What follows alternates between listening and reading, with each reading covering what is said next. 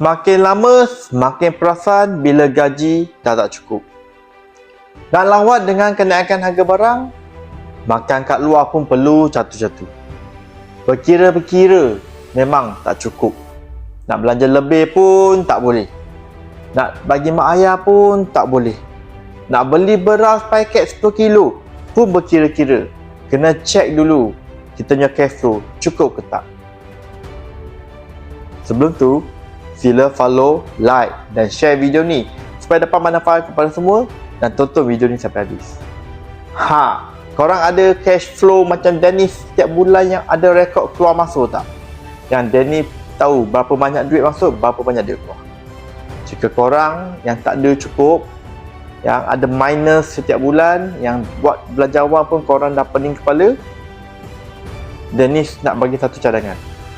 Suka tak suka, korang kena tambah pendapatan. Korang kena ada bisnes sampingan yang ada tambah pendapatan korang. Dapat tambah 5 ke hingga 200 saja sebulan, tak banyak mana pun, sebab antara kamu tu hanya perlukan sebanyak tu atau lebih lagi. Kalau dapat tambah 2,000 sebulan, boleh survive sampai hujung bulan. Dapat belanja anak isteri makan. Untuk sampai hari bulan, dapat bagi mak ayah duit.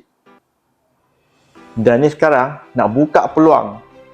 Buka satu peluang bisnes global, syarikat yang besar, yang kukuh, yang dah lama. PA dia pun sangat besar. Modal tak besar mana pun. Dengan hanya RM90, dah boleh mulakan bisnes ni. Cepat.